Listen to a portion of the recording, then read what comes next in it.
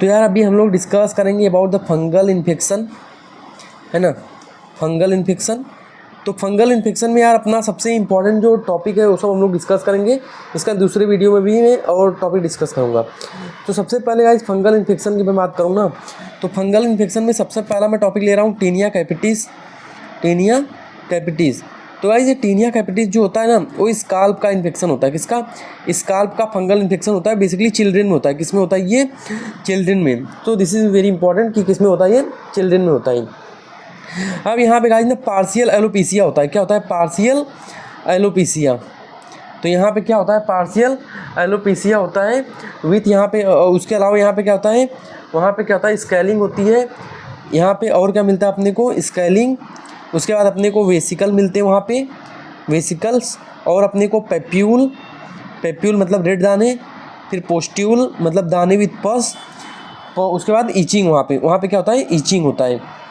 तो यहाँ पे पार्शियल एलोपेसिया का मिलता है। स्केलिंग होता है वहाँ पे, स्केलिंग होता है। और उसके बाद वेसिकल्स, पेप्यूल, पोस्ट्यूल और वो ईची होता है वहाँ पे। ठीक है। उसके बाद गाइस मैं बताऊँ वहाँ पे ब्लैक डॉट अपीयरेंस मिलता है। यहाँ पे ब्लैक डॉट अपीयरेंस क्यों मिलता है? जहाँ पे एलोपेसिया वाला जो रीजन है वहाँ जब हेयर ब्रोकन होता है ना तो ब्लैक डॉट ऐसा मिलता है, ब्लैक डॉट। ठीक है। तो वो उसकी वजह से होता है ना गाइस। उसके बाद वहाँ पे बेसिकली क्या होता है? ग्रे कलर स्केलिंग होती है। तो ये ग्रे पैच, ये क्या होता है? ग्रे पैच होता है। इसी क्यों ग्रे पैच इसको क्यों बोला है? क्योंकि वहाँ पे ग्रे कलर की स्केलिंग होती है। ठीक है। तो यहाँ पे ग्रे कलर की स्केलिंग होती है। तो टीनिया कैपिटिस किस में कॉमन है? चिल्ड्रन में कॉमन है। पार्शियल एलोपेसिया होता है। ठीक है। मतलब एलोपेसिया मतलब हेयर लॉस। उसके बाद स्केलिंग, वेसिकल, पेप्यूल, पोस्ट्यूल और ईची होता है एरिया। ब्लैक डॉट अपीयरेंस तभी मिलता है जहाँ पे हेयर जब ब्रोकन होगा, एलोपेसिया होगा तो हेयर ब्रोकन होगा, ऑब्वियस सी बात है। वहाँ पे ब्लैक डॉट मिलता है वो हेयर टूटने की वजह से। और ग्रे कलर की स्केलिंग होती है इसलिए वहाँ पे ग्रे पैच मिलता है। ठीक गाइस। एक टर्म आता है केरियन। तो गाइस केरियन भी क्या होता है? फंगल इन्फेक्शन ही होता है। मतलब यही आगे जाके और सीवियर हो जाता है। तो फंगल इन्फेक्शन होता है। तो इसमें बेसिकली क्या होता है? बोगी स्वेलिंग होती है। बोगी स्वेलिंग होती है। वहाँ पे पस वगैरह इकट्ठा हो जाता है। रेड सोलिन पस हो जाता है। वहाँ पे रेड होता है, सोलिन होता है, पस होता है। तो ये केरियन होता है। याद रखना गाइस, जो केरियन और पायोडर्मा होता है ना, पायोडर्मा और केरियन में कभी भी पेनफुल नहीं होता। केरियन पेनफुल नहीं होता है ना। केरियन पेनफुल नहीं होता। ये डिफरेंस ADD है। पायोडर्मा में भी बोगी रेड स्वेलिंग होती है। बोगी रेड स्वेलिंग होती है विथ पस। पर यहाँ पे पायोडर्मा में क्या होता है? पेनफुल होता है। पायोडर्मा कैसे होता है? पेनफुल होता है। तो दैट इज इम्पॉर्टेंट। तो ये इंपॉर्टेंट है गाइस। पायोडर्मा में भी बोगी स्वेलिंग होती है विथ वहाँ पे भी पस कलेक्शन होता है। केरियन में भी बोगी स्वेलिंग होती है विथ रेडनेस और पस कलेक्शन। पर केरियन में क्या होता है? पेनफुल नहीं होता। केरियन में पेनफुल नहीं होता। केरियन किसकी वजह से होता है? फंगल इन्फेक्शन की वजह से। पायोडर्मा किसको होता है? बैक्टीरियल इन्फेक्शन की वजह से। इसमें हम लोग क्या कराते हैं? KOH स्क्रीनिंग कराते हैं। क्या कराते हैं इसमें? हम लोग KOH स्क्रीनिंग कराते हैं हम लोग केरियन में, है ना। अब गाइस आगे मैं बताऊँ तो एक केरियन हो गया। उसके बाद गाइस मैं आगे बताऊँ तो कि यहाँ पे केरियन मैंने बता दिया। तो अब यहाँ पे ट्रीटमेंट अब हम लोग क्या देते हैं बंदे में? तो 15 to 20 mg पर केजी 15 to 20 mg पर केजी के हिसाब से हम लोग क्या देते हैं? ग्रीसियोफिल्विन। तो इसमें ट्रीटमेंट ऑफ चॉइस क्या होता है? ग्रीसियोफिल्विन। तो ग्रीसियोफिल्विन जो होता है ट्रीटमेंट ऑफ चॉइस होता है जो कि एंटी फंगल होता है। तो ग्रीसियोफिल्विन जो होता है ये होता है 15 to 20 mg पर केजी पर डे। तो ठीक है। तो एक ग्रीसियोफिल्विन और कितना वीक के लिए गाइस? 4 वीक के लिए हम लोग इसको देते हैं, 4 to 6 वीक के लिए, है ना, 4 to 6 वीक के लिए। दूसरा गाइस मैं बताता हूँ टीनिया। तो अब मैं नॉर्मली भी अब टीनिया की बात करूँ तो जैसे टीनिया होता है, टीनिया बार्बे का बेसिकली मतलब क्या होता है कि जो ये अपने बियर्ड और मॉस्टेच में होता है ना उसको हम लोग बोलते हैं टीनिया बार्बे। और बेसिकली ये किसको इन्वॉल्व करता है? ये बेसिकली इन्वॉल्व करता है एडल्ट में, एडल्ट को इन्वॉल्व करता है ये। और यहाँ पे मेनली क्या होता है? वहाँ पे पेप्यूल और वहाँ पे क्या बन जाते हैं? पोस्ट्यूल आर सीन विथ क्रस्टिंग। तो ठीक है। पेप्यूल एंड पोस्ट्यूल सीन होता है विथ क्रस्टिंग। ठीक है। तो एक हो गया। अब एक और गाइस होता है टीनिया कॉर्पोरिस। टीनिया कॉर्पोरिस मैं बता दूं टीनिया कॉर्पोरिस क्या होता है कि यहाँ पे पूरे बॉडी में ना बॉडी को इन्वॉल्व करता है। जब भी टीनिया बॉडी को इन्वॉल्व कर देता है ना तो उसको हम लोग बोलते हैं टीनिया कॉर्पोरिस। तो ये बॉडी को इन्वॉल्व करता है। ठीक है। तो इसको हम लोग बोलते हैं टीनिया कॉर्पोरिस। तो यहाँ पे बेसिकली गाइस क्या होता है? यहाँ पे एक सर्कुलर लीजन होता है विथ सेंट्रल क्लिनिक। और ये जो पेरीफेरी होगा कैसा होगा? रेड होगा। उसमें पेप्यूल होंगे, पोस्ट्यूल होंगे, पर सेंट्रल में कैसा होगा? वो क्लीन होगा। तो सेंट्रल पार्ट गाइस क्लीन होता है वाइल जो उसके पेरीफेरी पे होता है क्या, अरिथमा होता है, स्केलिंग होता है, और थोड़ा कभी कभी पिगमेंटेशन भी होता है ना। ठीक है, तो जो बॉर्डर होते हैं ना, जो बॉर्डर होते हैं, बॉर्डर कैसे होते हैं, बॉर्डर जो होते हैं इरेगुलर हो सकते हैं या फिर सर्कुलर भी हो सकते हैं, with well defined active border होता है। यहाँ पे अपने को पेप्यूल वेसिकल्स मिलते हैं, while central part lesion show the erythema और scaling occasionally associated with the hyperpigmentation. ठीक है, तो ये मैंने बता दिया। ठीक है, तो जो बताया है, जो बॉर्डर होता है बेसिकली एक्टिव होता है, जो बॉर्डर होता है क्या होता है, एक्टिव होता है, पेप्यूल होते हैं, पोस्ट्यूल होता है। ठीक है, तो रेडनेस होता है, और इस सेंट्रल पार्ट में मेनली क्लीनिंग होती है। कभी कभी इसमें हाइपर पिगमेंटेशन भी हो सकता है, सेंट्रल पार्ट में बोला गया है, या फिर कभी कभी यहाँ पे स्केलिंग या फिर अरिथमा भी शो हो सकता है। ठीक है, तो ये होता है गाइज, तो ये हो गया। उसके बाद गाइज मैंने टीनिया कॉर्पोरिस मैंने बता दिया। तो टीनिया कॉर्पोरिस के बाद हम लोग आगे देखते हैं। ठीक गाइज, तो ये बता दिया मतलब टीनिया कॉर्पोरिस। तो टीनिया कॉर्पोरिस में बेसिकली हम लोग इसी को क्या बोलते हैं, रिंग वर्म बोलते हैं टीनिया कॉर्पोरिस को। टीनिया कॉर्पोरिस बॉडी के हर पार्ट में होता है एक्सेप्ट हैंड, फीट। अगर हैंड और फीट बॉडी के हर पार्ट में होता है, बस हैंड, फीट और फेस, हैंड, फीट और फेस। और गाइज एक और एरिया होता है, क्या होता है, ग्रोइन। तो इनको छोड़ दो तो जो, और सर को छोड़ दे तो जो भी बचेगा वो क्या होगा, वो टीनिया कॉर्पोरिस होता है। वो क्या होता है, टीनिया कॉर्पोरिस, या फिर इसी को बोलते हैं रेड वर्म, रिंग वर्म। तो ये यहाँ पे बेसिकली एक्टिव लीजन होता है पेप्यूल पोस्ट्यूल का, यहाँ पे विथ सेंट्रल क्लिनिक। यहाँ पे अरिथमा भी हो सकता है, या फिर यहाँ पे हाइपर पिगमेंटेशन भी हो सकता है। तो तीनों चीज़ हो सकती है। ठीक है ना गाइस। उसके बाद इसका इन्वेस्टिगेशन हम लोग कैसे करते हैं, KOH माउंटेन या फिर KOH स्क्रीनिंग हम लोग करा देते हैं इसमें पेशेंट में। उसके बाद मैं गाइस आगे बताऊँ तो एक होता है टीनिया क्रूरिस। तो टीनिया क्रूरिस क्या होता है, टीनिया क्रूरिस मतलब अगर एक ग्रॉइन रीजन में होता है ना, अगर टीनिया का इन्फेक्शन ग्रॉइन रीजन में हो जाता है तो उसको हम लोग क्या बोलते हैं, टीनिया क्रूरिस बोलते हैं। अगर ह्यूमिडिटी वाला एरिया होता है ना, बहुत ही मॉइस्चर वाला एरिया, जैसे गर्मी के मौसम में, ठीक है, तो वहाँ पे एयर उतना एक्सपोज नहीं होता है, तो उसका चांस ज़्यादा होता है इन्फेक्शन का। ठीक है, तो वहीं पे भी एक्टिव बॉर्डर होते हैं, जो पेप्यूल पोस्ट्यूल ये सब रहते हैं। सेंट्रल क्लीनिंग भी हो सकती है, या फिर सेंट्रल रेड भी हो सकता है। ठीक है, या फिर जो सेंट्रल है हाइपर पिगमेंटेड भी हो सकता है ना। तो अभी एक एक करके मैं इमेज दिखाता हूँ, है ना। तो यहाँ पे तो ये हो गया। अभी आगे बात है, central clearance is usually present. यहाँ पे गाइज ऐसा लिखा है कि जो सेंट्रल क्लीनिंग है ना, सेंट्रल क्लीनिंग, तो सेंट्रल क्लीनिंग यहाँ पे होती है। टीनिया क्रूरिस में सेंट्रल क्लीनिंग यूजुअली होती है। हो सकता है कभी कभी सेंट्रल में हाइपर पिगमेंटेशन हो या फिर एरिथमा हो जाए, पर मेनली यूजुअली सेंट्रल क्लीनिंग यहाँ पे होती है। देन गाइज मैं और एक टर्म बताता हूँ, ये टीनिया हो गया। उसके बाद टीनिया उंगियम हो गया गाइज। टीनिया उंगियम या फिर उनको माइकोसिस बोलते हैं। तो ये फिंगर का इन्फेक्शन होता है, फिंगर का फंगल इन्फेक्शन होता है। सॉरी, टीनिया उंगियम, हाँ, फिंगर, इसका क्या होता है, नेल का फंगल इन्फेक्शन होता है। ठीक है, तो नेल का फंगल इन्फेक्शन होता है, या तो हैंड के नेल को इन्वॉल्व कर सकता है, या तो फीट के नेल पे इन्वॉल्व कर सकता है। तो यहाँ पे गाइज क्या होता है, यहाँ पे बेसिकली जो होता है अपना yellowish discolouration of the finger हो जाता है, yellowish discolouration of the finger हो जाता है यहाँ पे। और उसके बाद गाइज दूसरा अगर मैं बताऊँ तो यहाँ पे yellowish discolouration of the finger हो जाता है। ठीक है गाइज, तो yellowish discolouration of the nail हो जाता है, या फिर इसी को brownish discolouration of the nail हो जाता है ना। तो brownish discolouration of the nail या फिर yellowish discolouration of the nail मिलता है उसमें। तो इसी को हम लोग ओंकोमाइकोसिस भी बोलते हैं ना, ओंकोमाइकोसिस भी बोलते हैं इसी को। और एक होता है गाइज टीनिया इंकोग्निटा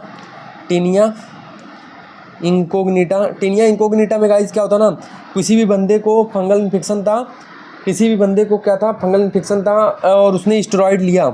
अगर उसने स्टेरॉइड लिया तो वो जाके स्टेरॉइड लेने के बाद उसको क्या होता है, टीनिया इंकोग्निटा हो जाता है ना, टीनिया इंकोग्निटा हो जाता है।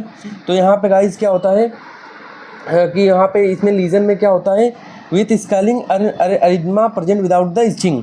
तो यहाँ पे स्केलिंग होती है और अरिथमा होता है। स्केलिंग मतलब यहाँ पे थोड़ी थोड़ी स्किन मतलब निकलती रहती है, दिखते रहता है। विथ अरिथमा होता है और ईचिंग, नो ईचिंग, यहाँ पे ईचिंग नहीं होती गाइज, तो याद रखना। तो ये स्टेरॉइड क्रीम से एसोसिएटेड होता है। किससे एसोसिएटेड होता है, स्टेरॉइड क्रीम से एसोसिएटेड होता है। दूसरा गाइज मैं आगे बताऊँ तो एक होता है टीनिया पेडिस। तो टीनिया पेडिस गाइज ना, टीनिया पेडिस किस में होता है, टीनिया पेडिस होता है एथलेट फुट में होता है। तो बेसिकली जो फोल्डेड होते हैं ना, जो अपने फिंगर फोल्ड होते हैं, ठीक है, तो फिंगर फोल्ड होता है उसमें अपने को दिखता है, टीनिया पेडिस होता है उसमें दिखता है फिंगर फोल्ड वगैरह में।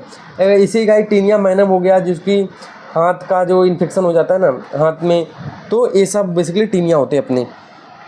अब गाइस सभी टीनिया का ट्रीटमेंट मैंने बता दिया। ऑलमोस्ट सभी टीनिया, जितने भी टीनिया होते हैं ऑलमोस्ट हर टीनिया का ट्रीटमेंट क्या होता है, टर्बिनाफिन। ट्रीटमेंट ऑफ चॉइस क्या होता है, terbinafine 250 mg OD for 4 to 6 week, for 4 to 6 weeks.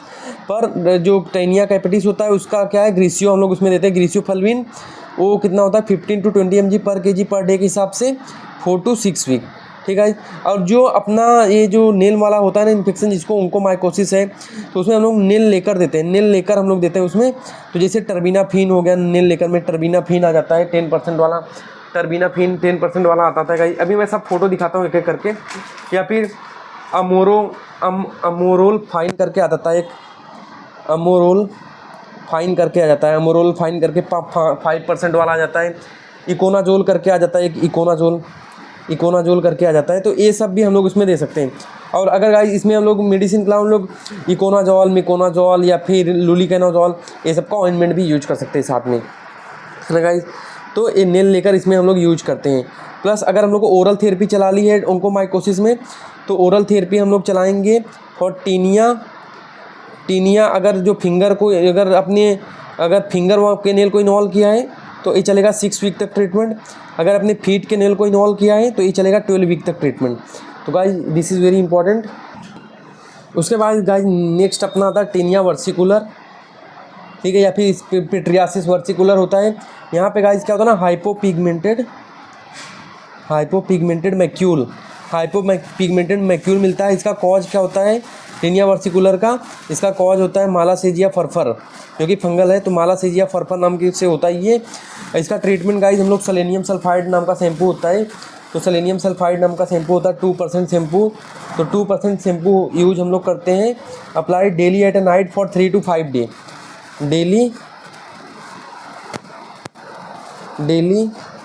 At night for 3 to 5 day के लिए हम लोग इसको यूज करते हैं, है ना।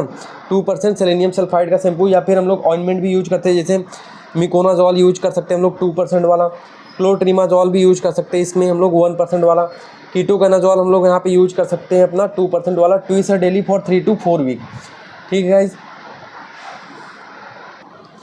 ठीक है। और उसके बाद हम लोग यहाँ पे एंटी फंगल फ्लूकोनाजोल ओरल भी हम लोग इसमें दे सकते हैं 150 mg और 150 mg पर वीक 2 वीक के लिए हम लोग इसको दे सकते हैं, ठीक है गाइस। तो ये एंटी फंगल भी इसको हम लोग इसमें दे सकते हैं। तो this is all about the fungal infection. तो हम लोग ने इसमें जो भी फंगल इन्फेक्शन देखा है अभी तक, तो गाइस मैं अभी एक एक करके डायग्राम को दिखाने की कोशिश करता हूँ। मेरे पास बुक है जो जिस बुक से मैं पढ़ता हूँ। तो गाइस ये देख रहे हो यहाँ पे टीनिया कैपिटिस है। तो जहाँ जहाँ हेयर टूटा है तो देखो यहाँ क्या है, ब्लैक डॉट अपीयरेंस है। प्लस ये यहाँ पे क्या है, ग्रे कलर स्केलिंग है, ठीक है गाइस। और यहाँ पे क्या होता है, बेसिकली ये थोड़ा इची होता है। और यहाँ पे थोड़ा पोस्ट्यूल यहाँ पे अरिथमा, ये सब को देखने को मिलता है। पोस्ट्यूल अरिथमा स्केलिंग ये सब देखने को मिलता है। और ये गाइस क्या है, पार्शियल एलोपेसिया है। क्या है ये, पार्शियल एलोपेसिया। और ये ब्लैक डॉट अपीयरेंस अपने को दिखना है। अब कैरियन गाइस देखो, कैरियन ये देखो। उसके बाद गाइस क्या होता है, कैरियन तो यहाँ दिया नहीं है। उसके बाद मैं बताता हूँ आगे गाइस, टीनिया बर्बे करके होता है जो मोस्टेज में होता है। तो वहाँ पे पेप्यूल पोस्ट्यूल यहाँ पे क्रस्टिंग होती है ना। उसके बाद टीनिया कॉर्पोरिस देखो गाइस, यहाँ पे क्या होता है कि यहाँ पे इरेगुलर या फिर सर्कुलर बॉर्डर रहेगा, इरेगुलर या फिर सर्कुलर बॉर्डर रहेगा। उसमें पेप्यूल या फिर वेसिकल्स मिलेंगे अपने को। पेप्यूल मिल सकते हैं, वेसिकल्स मिल सकते हैं, पोस्ट्यूल मिल सकता है। और ये सेंट्रल क्लीनिंग भी हो सकती है या फिर सेंट्रल अरिथमा भी हो सकता है। तो देखो गाइस यहाँ पे जो सेंट्रल क्लीनिंग यहाँ पे दिख रही है ना। तो ये सेंट्रल क्लीनिंग है, पर यहाँ पे इरेगुलर करके है, इरेगुलर बॉर्डर है और सेंट्रल क्लीनिंग है। तो गाइस सेंट्रल क्लीनिंग हो भी सकती है, सेंट्रल क्लीनिंग नहीं भी हो सकती है। सेंट्रल क्लीनिंग हाइपर पिगमेंटेड भी हो सकता है, कुछ भी हो सकता है गाइस, जरूर नहीं है सेंट्रल क्लीनिंग होगी ये। अब गाइस देख लो यहाँ पे कहाँ क्या ही सेंट्रल क्लीनिंग है कि ये देखो, ये बंदे में हुआ है, एक्टिव बॉर्डर है, पेरीफेरी एक्टिव बॉर्डर है, पर यहाँ पे सेंट्रल क्लीनिंग है क्या, यहाँ पे सेंट्रल क्लीनिंग नहीं है। और एक गाइस देखो बटक में हुआ है टीनिया कॉर्पोरिस। तो 1 मिनट में देखो यहाँ पे, तो यहाँ पे देखोगे ना तो सेंट्रल क्लीनिंग थोड़ी सी दिख रही है। और बाकी पूरा बॉर्डर जो है एक्टिव है, रेडनेस है, पेप्यूल है, पोस्ट्यूल है और स्केलिंग है वहाँ पे, है ना।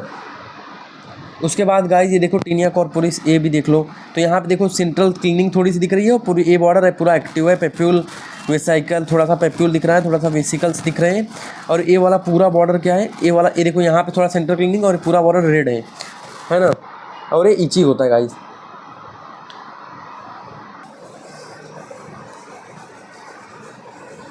ठीक गाइस, तो ये हम लोग ने देख लिया। अब हम लोग टेनिया क्रूरिस, अब जो टेनिया क्रूरिस देख रहे हो गाइस, तो ये अपना पूरा टेनिया क्रूरिस करके है। तो ये पूरा जो ग्रॉइन रीजन में है टेनिया क्रूरिस करके है। तो देखो यहाँ पे थोड़ा सा क्लीनिंग है, पर और जो बॉर्डर है इरेगुलर है, वहाँ पे अरिथमा है, थोड़ा सा पैप्यूल दिख रहा होगा। तो ये हो गया टेनिया क्रूरिस गाइस। इसके बाद टेनिया फीसी है, जो कि फेस पे होता है। टेनिया इंकोग्निटा है गाइस, टेनिया इंकोग्निटो। तो यहाँ पे देखो पूरा एरिया कैसा है, रेड रेड करके है। ठीक है, तो पूरा एरिया रेड रेड करके है, पर यहाँ पे इचिंग नहीं होती है गाइस, याद रखना। ये कभी अपीयर होता है, ये कभी अपीयर होता है after use of steroid cream, after use of steroid cream tinea incognito appearance होता है यहाँ पे। अरिथमा जो होता है प्रेजेंट होता है, पर यहाँ पे इचिंग नहीं होती, विदाउट इचिंग होता है, विद स्केलिंग। तो यहाँ पे गाइस देख रहे होगे, यहाँ पे स्केलिंग दिख रही है। ठीक है, तो यहाँ पे स्केलिंग दिख रही है। उसके बाद गाइस ये मैंने बता दिया। उसके बाद यहाँ पे है टेनिया ओंगियम। तो यहाँ पे ब्राउनिश और yellow discolouration of the nail हो जाता है, तो इसको हम लोग बोलते हैं टेनिया ओंगियम। ठीक है, तो this is a tinea unguium, yellow discolouration of the nails. यहाँ पे नेल लेकर वगैरह का यूज हम लोग करते हैं। तो ये गाइस मैंने आपको दे दिया। उसके बाद टेनिया वर्सिकुलर देखो गाइस, यहाँ पे हाइपोपिगमेंटेड मैक्यूल मिलता है, हाइपोपिगमेंटेड मैक्यूल मिलता है। तो इसमें सेलेनियम सल्फाइड, या फिर देखो यहाँ पे लिखा है selenium sulphide 2% shampoo apply daily at a night for 3 to 5 day. ठीक है, तो नाइट में यूज करना है फॉर 3 to 5 डे। मिकोनाजॉल 2% या फिर क्लोट्रिमाजॉल 1% या फिर ketoconazole 2% twice daily for 3 to 4 week. ठीक है, फंगल बेसिकली यूज कितने डिसअपियर हो जाता है 3 to 4 वीक में। ठीक है, तो ये हो गया। सिस्टमिक में हम लोग इसमें कीटोनाजॉल 200 mg डेली, या फिर 150 mg ओरली हम लोग फ्लूकोनाजॉल देते हैं 1 वीक। बेसिकली 50 mg वाला हर टाइम डेली हम लोग ले सकते हैं फॉर 3 to 5 डे। 150 mg वाला 1 वीक ही हम लोग लेते हैं, तो 2 वीक के लिए हम लोग ले लेंगे इसको। ठीक है, जो भी जितने भी डायग्नोसिस होते हैं ना टेनिया के फंगल के, वो KOH स्क्रीनिंग के थ्रू होते हैं या फिर वुड लाइम के थ्रू होते हैं गाइस। ठीक है, तो अब टेनिया वर्सिकुलर मैंने बता दिया। उसके बाद नेक्स्ट वीडियो में गाइस हम लोग देखेंगे। उसके बाद टेनिया पेडिस का मैंने बता दिया, नेल फोल्ड के अराउंड मिलता है ना। टेनिया पेडिस कहाँ मिलता है, नेल फोल्ड के अराउंड मिलता है। उसके बाद गाइस मैं आगे बताऊंगा ये सब के बारे में। ये आगे फंगल इन्फेक्शन जो हम लोग देखेंगे वो हम लोग नेक्स्ट वीडियो में बात करूँगा।